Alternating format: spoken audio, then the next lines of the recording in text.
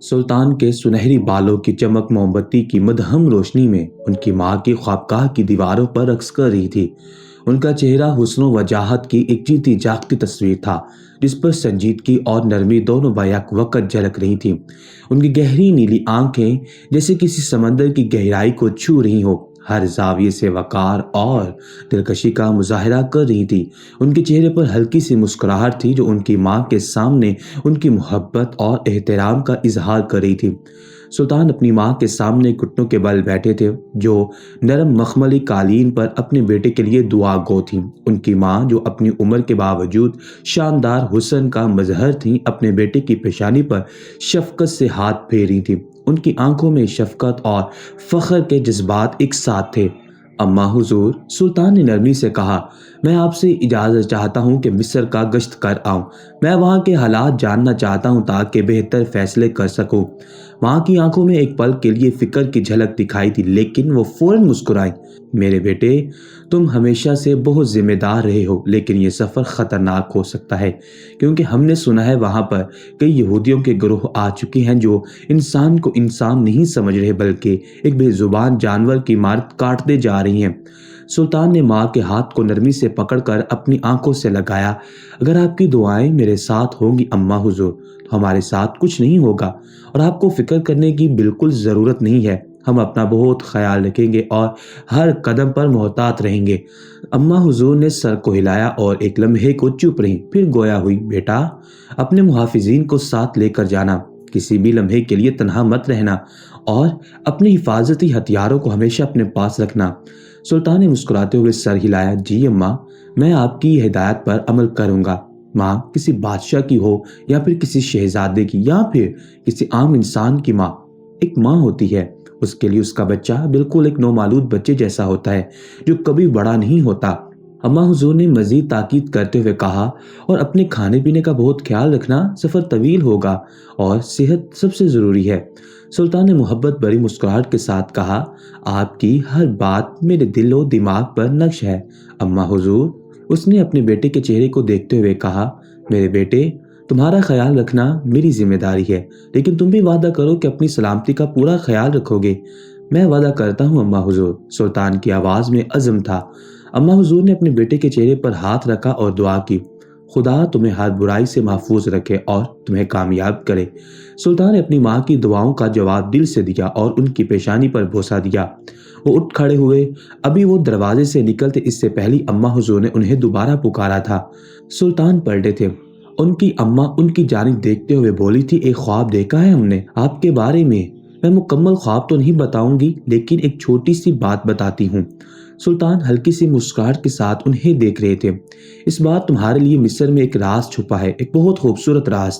तुम्हारा ये सफ़र तुम्हारी ज़िंदगी का हसीन सफ़र होगा। उम्मीद करती हूँ बस ये राज तुम तक आसानी से पहुँच जाए। सुल्तान ने हैरत से अपनी अम्मा को देखा था कि वो किस नोयत की बात कर रही थी। वो फौरन बोले, कैसा राज, किस तरह का ख्वाब आपने हमारे बारे में देखा है? ये सफ़र मुबारक तो है ना?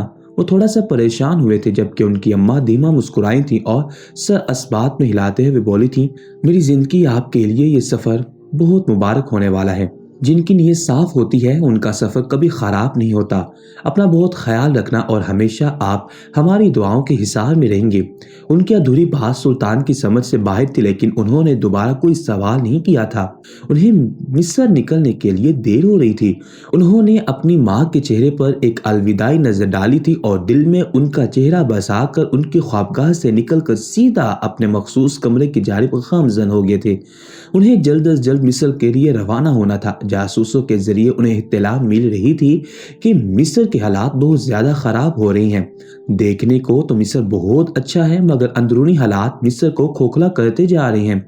और यही वजह थी कि सुल्तान अपनी तमाम सल्तनत को छोड़कर मिस्र की जानिब जा रहे थे, ताकि वहाँ के लोगों की मदद करके उनको एक सुकून की ज़िंदगी मुयस्सर कर सके। उन्हें बिल्कुल अपनी ज़िंदगी की परवाह नहीं थी। वो हमेशा अपनी सल्तनत के लिए कुर्बान होने को तैयार रहते थे। लेकिन आज इस बार उनकी अम्मा ने जिस तरह की बात की थी, वो बात उन्हें थोड़ी सी हैरान कर गई थी, क्योंकि उनकी अम्मा हुजूर कभी इस तरह की बात नहीं करती थी। سلطان کے مخصوص کمرے میں جہاں دیواروں پر سنہری آرائشیں اور مخملی پردے لٹک رہے تھے، ایک پرسکون فضا چھائی ہوئی تھی۔ کمرہ بڑا تھا مگر سادہ، یہاں کوئی غیر ضروری شان و شوکت نہ تھی، بلکہ ہر چیز سے سادگی اور نفاست جھلک رہی تھی۔ سلطان نے اپنی معمولی لیکن نفیس پوشاک کا انتخاب کیا۔ سفید قمیض اور سیاہ شلوار میں ان کا انداز عام نظر آتا تھا، مگر وقار ان کے ہر عمل میں تھا۔ انہوں نے اپنی تلوار کو سلیقے میں باندھ لیا اور ایک نظر آئینے میں ڈال کر کمرے سے باہر نکلے۔ باہر نکلتے ہی انہوں نے اپنے خاص وزیر کو طلب کیا۔ وزیر، جو ہمیشہ سلطان کے قریب رہتا تھا، فوراً حاضر ہوا۔ وہ ایک بااعتماد اور ذہین شخص تھا جو ہر وقت سلطان کے احکامات کے لیے تیار رہتا تھا۔ سلطان نے وزیر کی طرف دیکھ کر کہا، جلد از جلد مصر جانے کی تیاریاں کی جائیں، ہمیں ظہر کے بعد نکلنا ہے۔ وزیر نے سر جھکایا اور کہا، جی حضور، آپ کے حکم کی تعمیل ہوگی، محافظین اور ساز و سامان سب تیار ہوں گے۔ سلطان نے ایک لمحے کو غور کیا، پھر نرمی سے کہا، یاد رہے سب کچھ سادگی میں ہو۔ میں نہیں چاہتا کہ کوئی ہماری روانگی کے بارے میں جانے اور کسی کو علم نہ ہو سکے کہ ہم شاہی خاندان سے تعلق رکھتے ہیں، کیونکہ ہر طرف خطرہ ہے۔ وزیر نے فرما برداری سے سر ہلایا، جیسا آپ کا حکم سلطان معظم، آپ بالکل ٹھیک بول رہی ہیں۔ جاسوس نے بھی یہی کہا تھا کہ آپ کے لیے بھی منصوبہ بندی کی جا رہی ہے، ہمیں فکر ہو رہی ہے کہیں آپ کے لیے وہاں خطرہ نہ ہو۔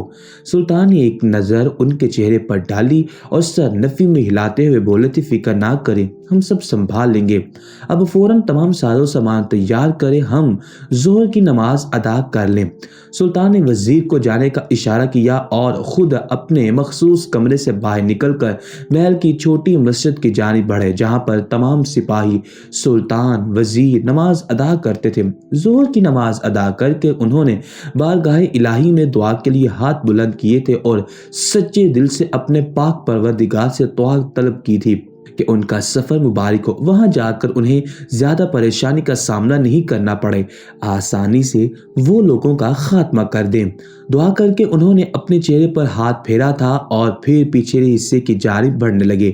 یہ حصہ محل کا سب سے خاموش اور پر اسرار علاقہ تھا، جہاں عام طور پر کم ہی لوگ آتے تھے۔ یہاں پر ان کے محافظین پہلے سے موجود تھے، سب کے سب عام لباس میں تھے۔ ان کے لباس دکھنے میں تو سادہ تھے، لیکن ان کے نیچے چھپے ہوئے حفاظتی ہتھیار ان کے کسی بھی ہنگامی صورتحال سے نمٹنے کے لیے مکمل تیاری کا مظہر تھے۔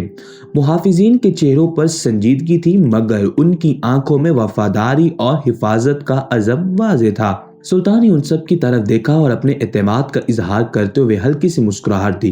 پھر وہ اپنے گھوڑے کی طرف بڑھے، جو بظاہر ایک سادہ سا گھوڑا لگ رہا تھا، مگر در حقیقت وہ سلطان کا سب سے بہترین گھوڑا تھا، جس کی رفتار اور طاقت بے مثال تھی۔ گھوڑا بھی جیسے اپنے مالک کے مزاج کو سمجھتا ہو، پرسکون اور تیار کھڑا تھا۔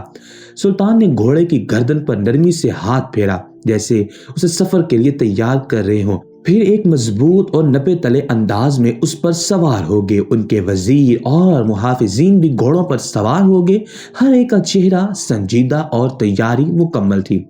ظہر کی نماز کے بعد جب سورج آسمان کے وسط میں تھا اور محل میں ہر طرف خاموشی تھی، سلطان نے اپنے سفر کا آغاز کیا۔ انہوں نے اپنے وزیر کو دیکھتے ہوئے کہا تھا، ہمیں محتاط رہنا ہوگا، راستے میں کوئی ایسی حرکت نہیں ہونی چاہیے جو ہماری موجودگی کا پتہ دے۔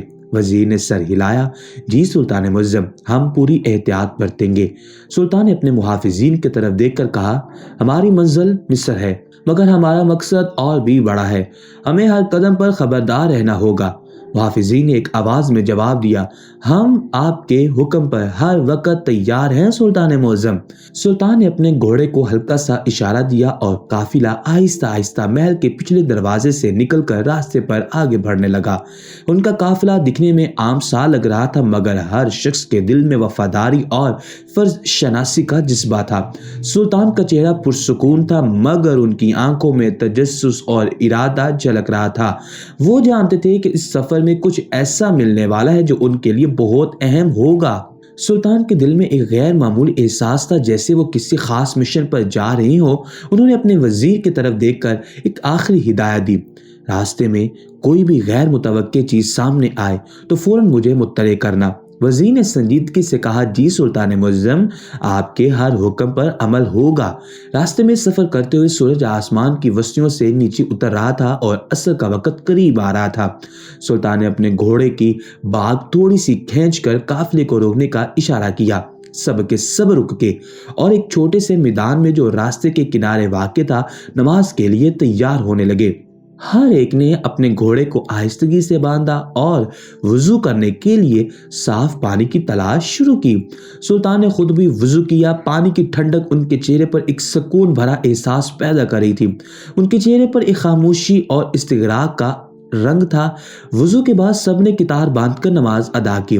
सुल्तान की क़यादत में असर की नमाज अदा करते वक्त सबके दिलों में खुशू खुजू का जज्बा उरूज पर था। नमाज के बाद सुल्तान ने दुआ के लिए हाथ उठाए और सबने उनके पीछे हाथ बुलंद कर लिए। या अल्लाह, हमारे इस सफ़र को आसान बना और हमें हर आफत से महफूज रख। हमारी नीयत नेक है और हम तेरे फजल के तलबकार हैं। हमें कामयाबी अता फरमा और हमें अपने मकासिद में सुरखरू कर। सुल्तान की दुआ में दिल की गहराइयों से निकलती हुई आजिज़ी थी। नमाज और दुआ के बाद काफिला फिर से सफ़र के लिए तैयार हुआ। सुल्तान ने अपने घोड़े पर सवार होते हुए एक नज़र अपने वज़ीर और मुहाफ़िज़ीन पर डाली। सबके चेहरों पर संजीदगी और जिम्मेदारी का एहसास नुमाया था। रास्ता तवील था मगर हर कदम पर उनके दिलों में एक अजीब सा जोश और वलवला था। सूरज की रोशनी गरूब होने वाली थी और आसमान पर तारीकी फैलने लगी। काफिला मुसलसल आगे बढ़ा था और रात के अंधेरों में सफर का एहसास और भी गहरा हो गया। कई घंटों के सफर के बाद जब वो इशा की नमाज का वक़्त करीब था, काफिला मिस्र की हदूद में दाखिल हो चुका था। शहर के अंदर दाखिल होते ही सबसे पहले उनका रुख एक मस्जिद की तरफ हुआ जो उनके सामने एक कदीम मगर पुरवकार अंदाज में इस्तादा थी। मस्जिद के बाहर पहुंचकर सबने अपने घोड़े आहिस्तगी से बांध दिए। घोड़े भी जैसे सफर की थकन महसूस कर रहे हो मगर अपने सवारों के साथ वफादारी से खड़े रहे। सुल्तान और उनके साथी आहिस्ता आहिस्ता मस्जिद के अंदर दाखिल हुए। मस्जिद के अंदर की फिजा पुरसुकून और पाकीज़ा थी। वुजू के लिए मखसूस जगह पर पहुंचकर सबने अपने अपने हाथ धोना शुरू किए। पानी की मदहम आवाज़ें खामोशी में गूंजने लगी। वुजू के बाद सब ने सफ में खड़े होकर इशा की नमाज अदा की। मस्जिद में दीगर लोग भी मौजूद थे जो उनके साथ नमाज पढ़ने पर कदरे हैरान नजर आ रहे थे। 12 अफराद का ये गिरोह जिसमें सुल्तान, उनके वजीर और 10 मुहाफिजीन शामिल थे, दिखने में मिस्र के आम शहरियों की तरह लग रहे थे मगर उनकी तादाद और वकार ने कुछ लोगों को जरूर मुतजस्सिस कर दिया था। ताहम किसी ने ज्यादा गौर ना किया क्योंकि उन सब के लिबास सादा थे और उनके चेहरों पर आम लोगों जैसा सुकून और आजिज़ी थी। नमाज के बाद सुल्तान ने दोबारा दुआ के लिए हाथ बुलंद किए। या अल्लाह, हमें हमारे मकसद में कामयाब फरमा और हर कदम पर हमारी रहनुमाई कर। हमारी नीयत नेक है और हम तुझसे तेरे फजल के तलबकार हैं। नमाज के बाद सब ने आहिस्तगी से मस्जिद से बाहर निकलना शुरू किया। सुल्तान अपने घोड़े के पास पहुंचकर एक लम्हे के लिए रुक गए, जैसे कुछ सोच रहे हों। फिर उन्होंने अपने साथियों की तरफ देखा जिनके चेहरे पर थकन के बावजूद एतमाद और हौसले से भरपूर थे। उन्होंने साथियों से नजर हटाकर एक लम्हे के लिए रुककर इर्द गिर्द का जायजा लिया। रात की मध्यम रोशनी में शहर की सड़कें खामोश थीं और हवा में हल्की सी ठंडक थी। अचानक उनकी निगाह सामने खड़े एक रेहड़ी वाले पर जा ठहरी जो गरम गरम सालन बेच रहा था। उसके साथ एक मिस्री खातून खड़ी थी जो दिखने में बेहद हसीन और दिलकश थी। उसके चेहरे पर संजीदगी थी और उसकी झुकी हुई आंखें गोया जमीन को देखने में मसरूफ थी।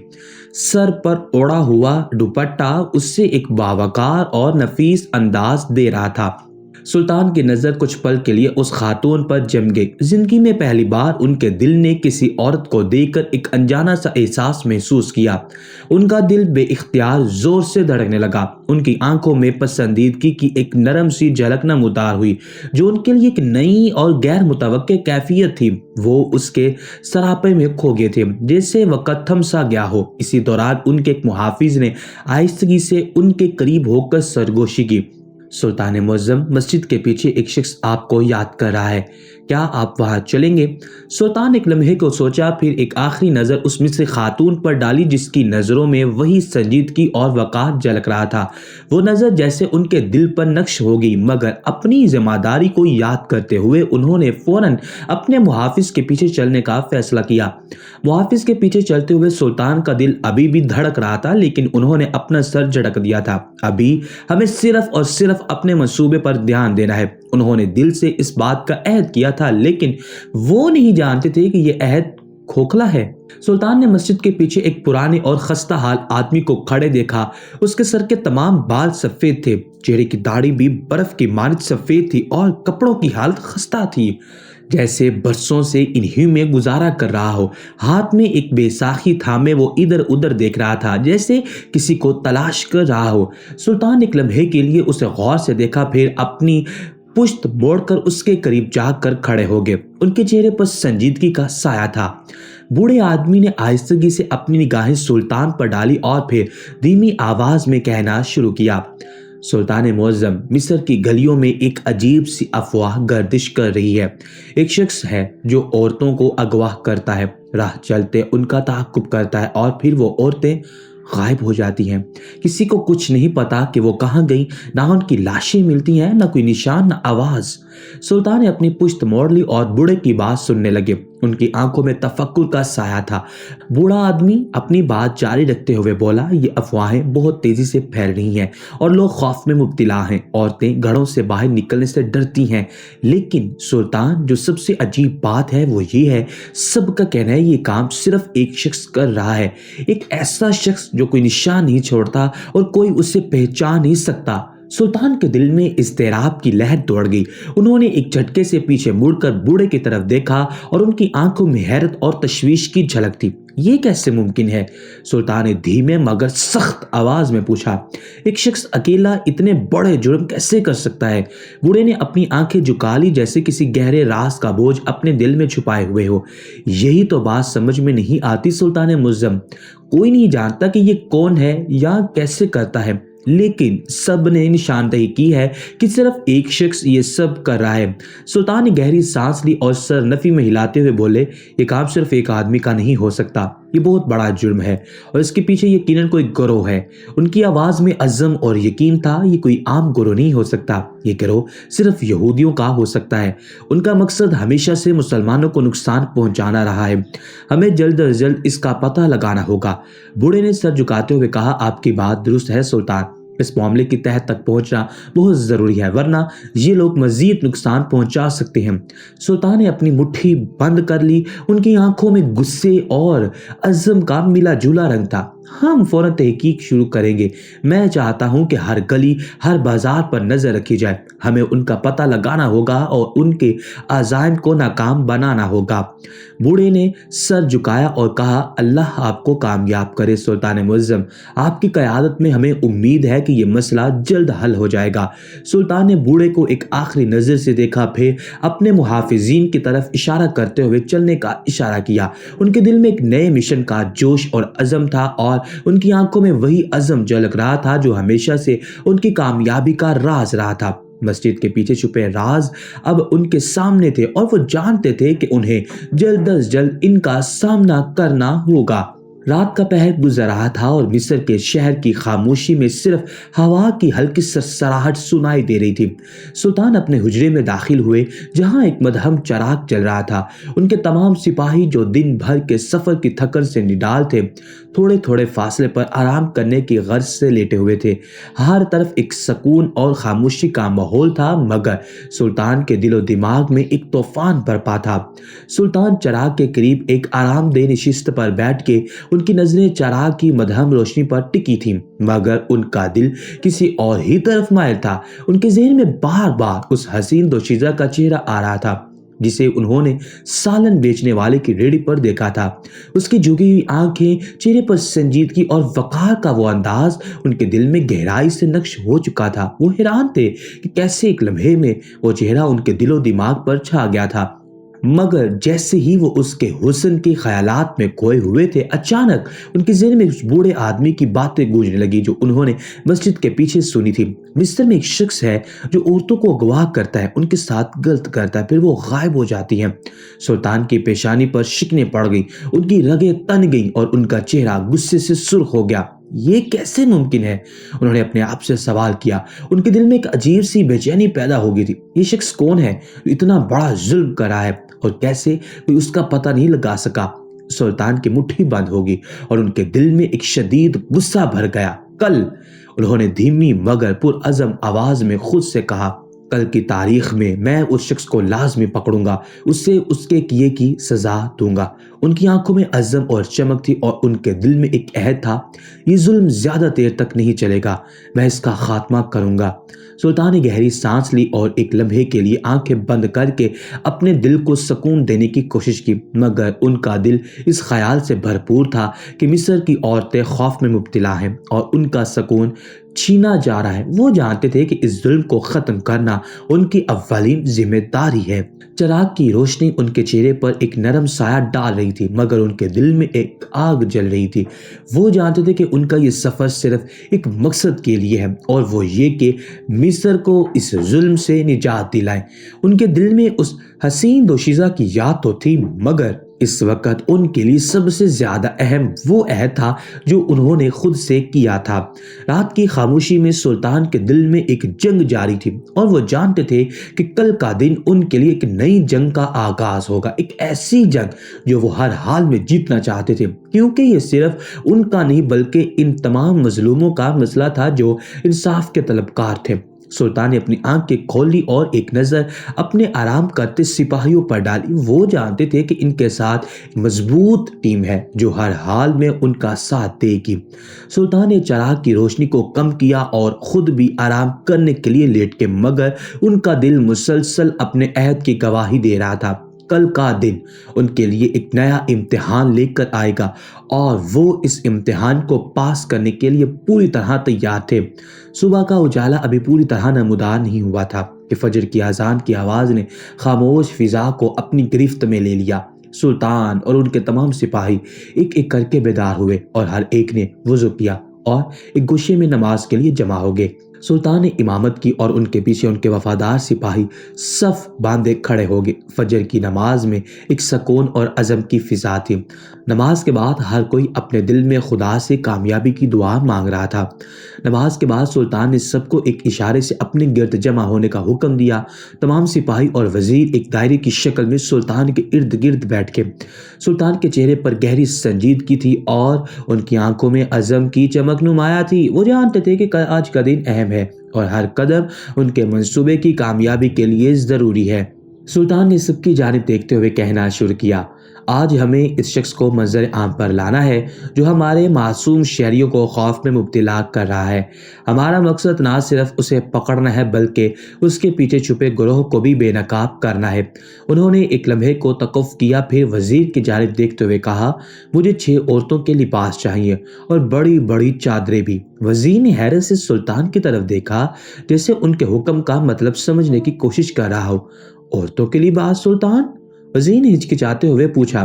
سلطان نے گہری نظر سے وزیر کو دیکھا اور مزید وضاحت کرتے ہوئے کہا، ہاں، ہمارے 6 سپاہی یہ لباس پہن کر ان علاقوں میں جائیں گے جو ویران اور سنسان ہیں۔ وہ ان عورتوں کا کردار ادا کریں گے جو عام طور پر ان راستوں سے گزرتی ہیں۔ ہمارا مقصد ہے کہ اس شخص کو وہ ورغلائیں اور اسے اپنی گرفت میں لائیں۔ جیسے ہی وہ کسی ایک پر حملہ کرنے کی کوشش کرے گا، ہمارا سپاہی اسے پکڑ لے گا اور ہم باقی سب کی مدد کو پہنچ جائیں گے۔ سلطان کی بات سن کر سب سپاہیوں کے چہرے پر تشویش اور فکر کے آثار نمایاں ہو گئے۔ یہ ایک نیا اور خطرناک منصوبہ تھا جس میں جان کا خطرہ بھی شامل تھا۔ کچھ لمحوں کے لیے خاموشی چھا گئی اور ہر کوئی اس منصوبے کے نتائج پر غور کر رہا تھا۔ آخر کار ایک سپاہی نے ہمت کرتے ہوئے کہا، سلطان، اگر یہ منصوبہ ہماری فتح کا سبب بن سکتا ہے تو ہمیں اس پر عمل کرنے سے گریز نہیں کرنا چاہیے۔ ہم اپنی جانوں کا نذرانہ پیش کرنے کو تیار ہیں۔ باقی سپاہیوں نے بھی یکے زبان ہو کر کہا، ہمیں منظور ہے سلطان، ہم اس مشن کے لیے تیار ہیں۔ سلطان نے اپنے سپاہیوں کی ہمت اور وفاداری کو سراہتے ہوئے سر ہلایا۔ یہی ہماری طاقت ہے، ہم ایک دوسرے کا ساتھ دے کر ہی اس خطرے کا مقابلہ کر سکتے ہیں۔ انہوں نے وزیر کو حکم دیا اور فوراً لباس اور چادریں تیار کروائی۔ ہمیں جلد از جلد عمل کرنا ہوگا۔ وزیر نے تعمیل میں سر ہلایا اور فوراً ضروری انتظامات کے لیے اٹھ کھڑا ہوا۔ سلطان نے باقی سپاہیوں کی جانب دیکھتے ہوئے کہا، یاد رکھو یہ مشن بہت اہم ہے، ہمیں ہر صورت میں کامیاب ہونا ہے۔ ہر ایک کو اپنے کردار کے ساتھ انصاف کرنا ہوگا اور ہر ممکنہ خطرے کا سامنا کرنے کے لیے تیار رہنا ہوگا۔ سپاہیوں نے پرعزم انداز میں اپنے سلطان کو دیکھا اور یک زبان ہو کر کہا، ہم آپ کے حکم کے مطابق ہر خطرے کا سامنا کرنے کے لیے تیار ہیں۔ سلطان نے اپنے دل میں اپنے سپاہیوں کی وفاداری اور بہادری کے لیے شکر ادا کیا۔ وہ جانتے تھے کہ ان کے ساتھ ایک بہترین ٹیم ہے جو ہر حال میں ان کا ساتھ دے گی۔ انہوں نے سب کو تیار ہونے کا حکم دیا اور خود بھی اپنے آنے والے دن کے لیے ذہنی طور پر تیار ہونے لگے۔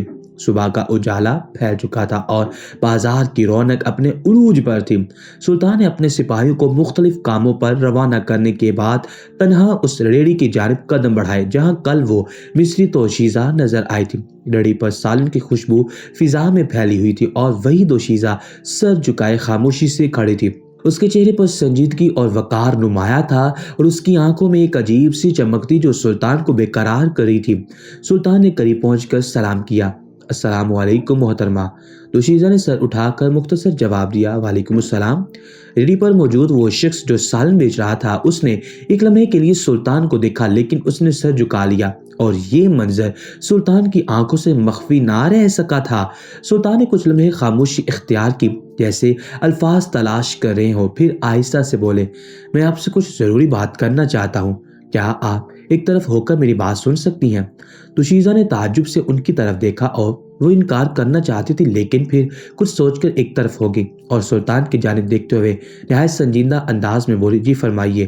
سلطان نے گہری سانس لی اور کہا، میں سلطان ہوں، اس سلطنت کا بادشاہ۔ اس دوشیزہ نے حیرت سے سلطان کی جانب دیکھا تھا، کل یہاں سے گزرتے ہوئے میں نے آپ کو دیکھا اور آپ کی شخصیت نے مجھے متاثر کیا، میں آپ سے نکاح کی پیشکش کرنا چاہتا ہوں۔ کہنے کہ وہ ایک بادشاہ تھے، چاہتے تو اسے لونڈی کی صورت میں خرید سکتے تھے، کنیز بنا کر اپنے محل میں رکھ سکتے تھے، لیکن یہ ایک ایسی واحد عورت تھی جسے دیکھ کر ان کے دل میں خواہش پیدا ہوئی تھی کہ یہ عورت ان کی بیوی بنے۔ دوشیزہ نے چند لمحوں کے لیے خاموشی اختیار کی، پھر مسکراتے ہوئے بولی، سلطان صاحب، آپ کی پیشکش ہمارے لیے باعث عزت ہے لیکن میں معذرت خواہ ہوں۔ سلطان نے حیرت سے پوچھا، کیا وجہ ہے؟ دوشیزہ نے سنجیدگی سے جواب دیا، آپ جیسے عظیم شخص کے لیے مناسب ہوگا کہ پہلے کسی فقیرنی سے شادی کریں پھر میرے پاس آئیں۔ سلطان کے چہرے پر حیرت کے آثار نمایاں ہوئے کہ وہ عورت انہیں اس طرح کی بات کیسے کہہ سکتی ہے، حالانکہ وہ اس کو بتا چکے ہیں کہ وہ سلطنت کے بادشاہ ہیں۔ مگر اچانک ان کی نگاہ اس ریڑھی والے پر گئی تھی جو ان دونوں کی طرف ہی کان لگا کر بات سننے کی کوشش کر رہا تھا، اور پھر کچھ سوچ کر انہوں نے اس عورت کی جانب دیکھا تھا جو اب سر جھکا چکی تھی لیکن اپنے ہونٹوں کو کچل رہی تھی۔ سلطان نے کچھ سوچ کر سر ہاں میں ہلایا تھا اور خاموشی سے اپنے حجرے کی جانب بڑھ چکے تھے۔ ان کا دماغ اب بہت تیزی سے کام کر رہا تھا، نہ جانے کیوں انہیں اب کچھ خطرہ محسوس ہوا تھا۔ وہ کوئی عام انسان نہیں تھے، وہ معنی خیز باتیں اور ڈھکے چھپے انداز کو بھی پہچان جایا کرتے تھے، اور بھلا اب وہ کیسے اس اشارے کو نہ پہچان پاتے؟ سلطان اپنے حجرے میں تیز قدموں سے داخل ہوئے، چہرے پر سنجیدگی گہری چھاپ تھی، ان کا دماغ مسلسل سوچوں میں الجھا ہوا تھا جیسے کوئی اہم راز ان پر عیاں ہونے والا ہو۔ وہ جلدی سے اپنی جگہ پر بیٹھے اور پاس موجود وزیر کو اشارہ دے کر قریب بلایا۔ فوراً گشت پر بھیجے گئے تمام سپاہیوں کو اطلاع پہنچاؤ اور انہیں یہاں واپس بلاؤ۔ سلطان کی آواز میں حکم کا اٹل پن واضح تھا، ہمیں ایک سراغ مل چکا ہے کہ اس مجرم تک کیسے پہنچنا ہے۔ وزیر نے حیرت سے سلطان کی طرف دیکھا، سراغ؟ کون سا سراغ؟ وہ الجھن میں تھا لیکن اس کے سوال کا جواب دینے کی بجائے سلطان نے جلدی سے مزید ہدایات جاری کی۔ فی الحال تمہیں ایک غریب فقیری کا پتہ لگانا ہوگا جو اس سالن بیچنے والے کی حدود کے پاس رہتی ہو۔ سلطان کی نظریں تیزی سے وزیر کے چہرے پر مرکوز تھیں۔ وزیر نے مزید الجھ کر پوچھا، سالن والا؟ کون سا سالن والا سلطان؟ سلطان نے فوراً جواب دیا، جو مسجد کے بالکل سامنے کھڑا ہوتا ہے، وہی ریڑھی والا۔ یہ سنتے ہی وزیر کو فوراً یاد آ گیا کہ سلطان کس کی بات کر رہے ہیں۔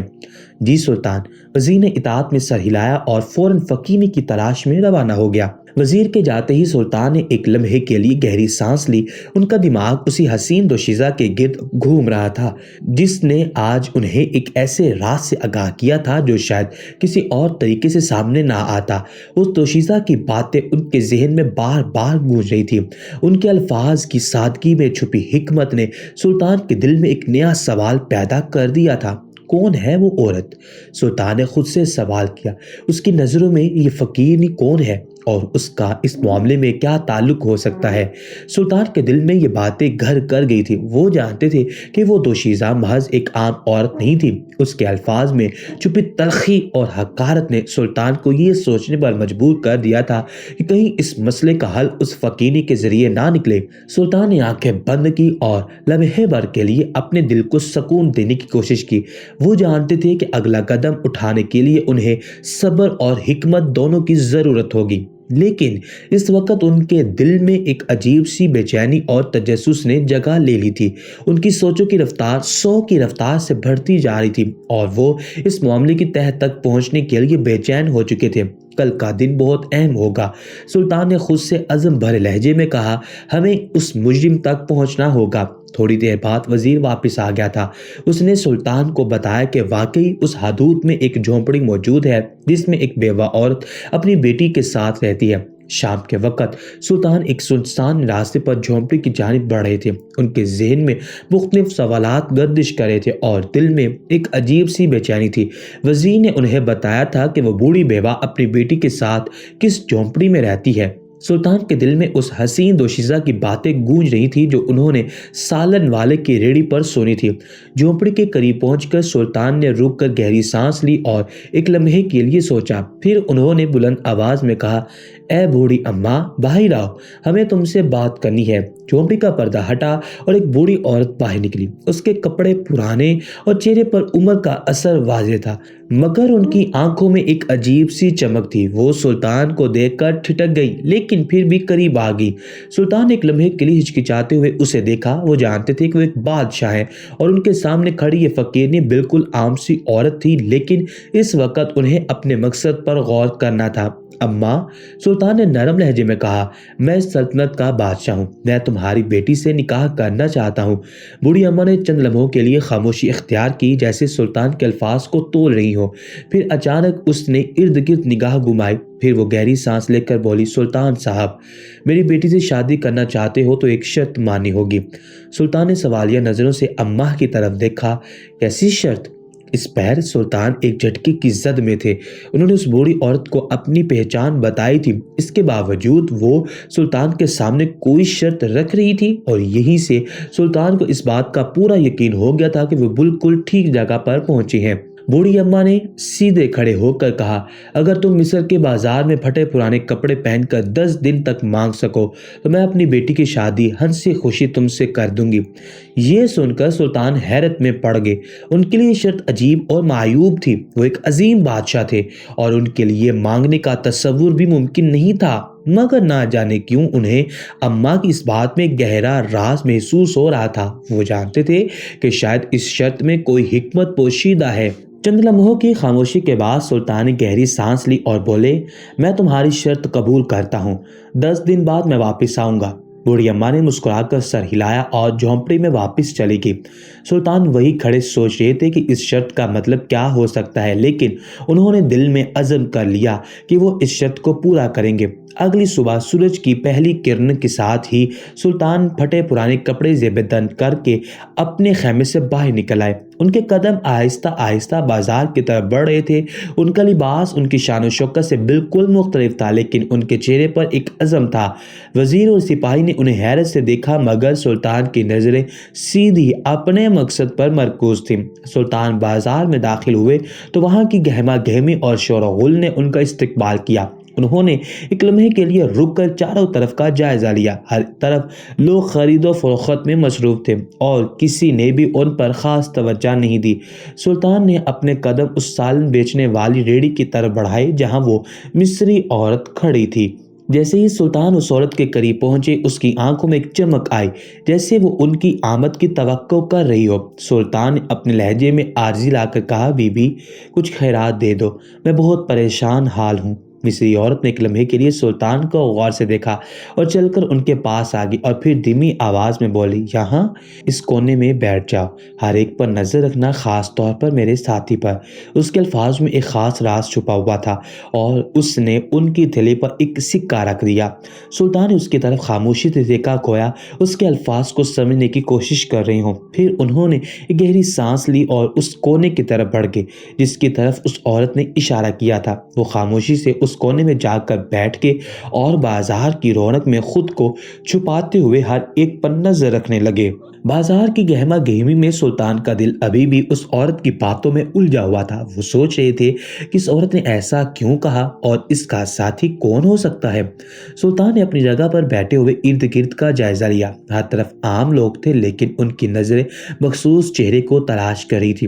سلطان کی زیرک نگاہیں بازار کی رونقوں میں چھپی حقیقتوں کو کھوج رہی تھی۔ ان کا ہر زاویہ تیز اور ہوشیار تھا۔ ہر آنے جانے والے شخص کو وہ بہت غور سے دیکھ رہے تھے۔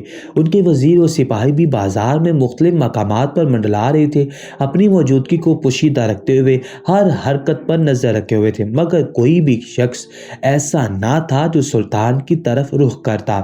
یہ معمول کی گہما گہمی تھی لیکن سلطان کا دل کچھ اور ہی محسوس کر رہا تھا۔ اچانک سلطان کی نظر اس سالن بیچنے والی ریڑھی والے پر پڑی جو قریب ہی کھڑا تھا۔ وہ آنے والی عورتوں کو بہت گہرائی سے دیکھ رہا تھا، خاص طور پر ان کی آنکھوں پر اس کی نظریں جمی ہوئی تھی۔ یہ منظر سلطان کے لیے حیرت کا باعث تھا۔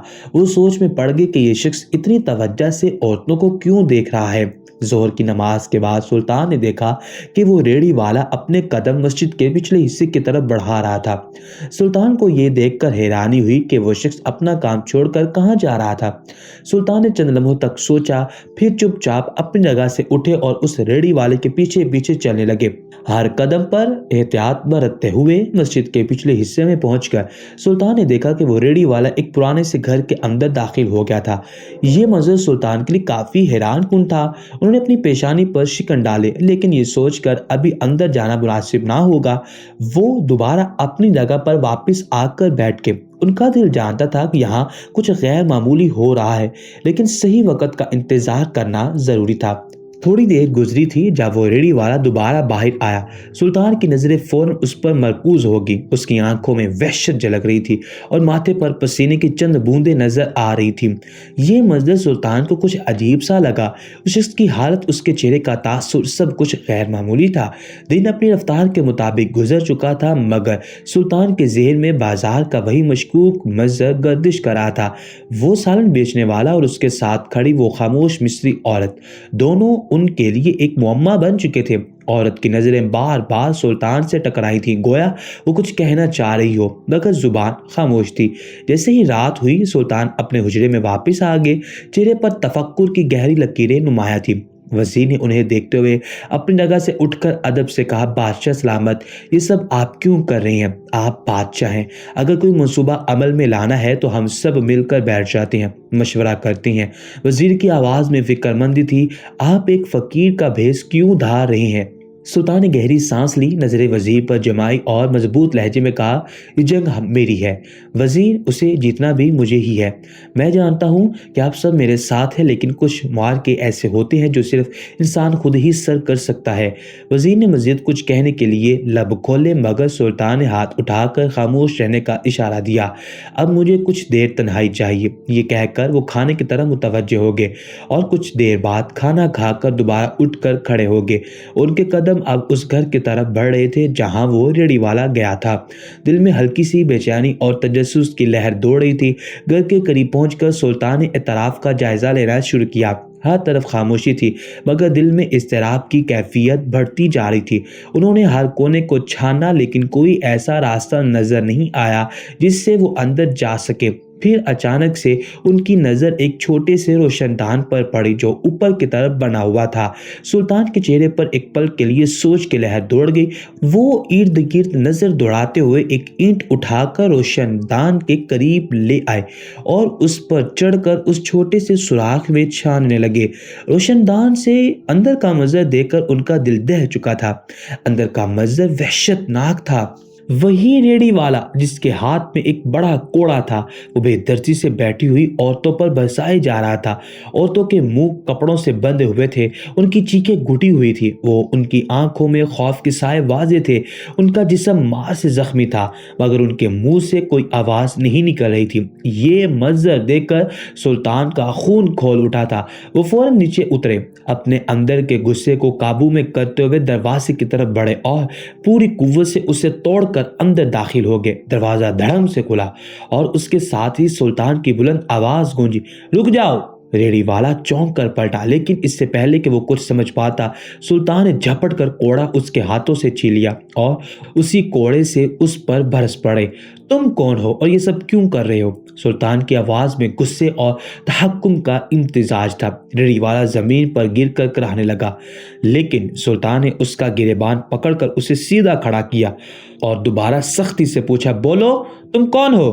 ریڑھی والا ہانپتے ہوئے بولا، میں وہی شخص ہوں جو عورتوں کو چلتی راہ سے اغوا کر لیتا ہوں، انہیں قید کرتا ہوں، ان پر ظلم کرتا ہوں اور پھر ان کے ہاتھ پاؤں کاٹ کر چوراہے پر بٹھا دیتا ہوں تاکہ وہ بھیک مانگ کر مجھے دے۔ سلطان کے چہرے پر گہرے تاثرات تھے۔ انہوں نے مزید سخت لہجے میں پوچھا، اور جو عورت تمہارے ساتھ کھڑی ہوتی ہے وہ کون ہے؟ ریڑھی والے نے ندامت بھری نظروں سے کہا، وہ میری بیٹی ہے جو میری مدد کرتی ہے۔ اور تمہاری بیوی؟ اس نے ایک لمحے کو توقف کیا، پھر دھیمی آواز میں بولا، وہ بھی اسی انجام سے گزری ہے، وہ پاس والی جھونپڑی میں رہتی ہے۔ سلطان کا دل اس وحشیانہ اعتراف پر کانپ اٹھا۔ انہوں نے ریڑھی والے کو سپاہیوں کے حوالے کرنے کا حکم دیا جو وہاں پہنچ چکے تھے اور خود اس جھونپڑی کی طرف بڑھ گئے۔ وہاں وہی عورت جسے سلطان نے پہلے دیکھا تھا اپنی بیٹی کے ساتھ بیٹھی تھی۔ اس کی آنکھوں میں ماضی کے دکھوں کی پرچھائیاں صاف نظر آ رہی تھیں، لیکن سلطان کے سامنے وہ باوقار اور مضبوط نظر آ رہی تھی۔ سلطان نے نرمی سے اس کے قریب جا کر کہا، میں آپ کا درد سمجھ سکتا ہوں، جو کچھ ہوا اس کے لیے میں معافی چاہتا ہوں، لیکن اب میں آپ کو ایک بہتر زندگی دینے کا وعدہ کرتا ہوں، اور شکریہ آپ نے مجھے اشاروں میں صحیح مگر ایک ایسی اصل حقیقت سے آشنا کیا جس سے میں بالکل ناواقف تھا۔ وہ عورت دھیرے سے مسکرائی، ہماری کہانی آپ کے سامنے ہے، میری بیٹی کے مستقبل کے لیے آپ کا فیصلہ جو بھی ہوگا مجھے منظور ہے۔ چند دنوں کے بعد سلطان نے اس مصری عورت سے نکاح کر لیا جس پر ان کا دل آیا تھا۔ وہ جان چکے تھے کہ ایک حاکم کی اصل طاقت اس کی انصاف پسندی اور رحم دلی میں ہے۔ ان کا نکاح نہ صرف ایک محبت کی کہانی تھی بلکہ ایک نئے عہد کی ابتدا تھی۔ یہ واقعہ ایک سبق تھا کہ ظلم و جبر کا انجام ہمیشہ برا ہوتا ہے اور ایک بادشاہ کی عظمت اس کے انصاف میں پنہا ہے۔ سلطان نے ثابت کر دیا کہ اقتدار کا اصل مقصد عوام کی خدمت اور ان کی حفاظت ہے۔ اس نکاح کے بعد سلطان نے اپنی سلطنت میں اصلاحات کا آغاز کیا تاکہ ایسے جرائم کا دوبارہ کبھی اعادہ نہ ہو۔ پیارے ویورز، اگر آپ کو ہماری یہ کہانی اچھی لگی ہو تو ہمارے چینل ناولز ٹی وی کو لازمی سبسکرائب کیجیے، ساتھ لگے بیل آئیکن کو بھی ضرور پریس کیجیے تاکہ اس طرح کے پیارے قصے اور کہانیاں بر وقت آپ تک پہنچ سکیں۔ شکریہ۔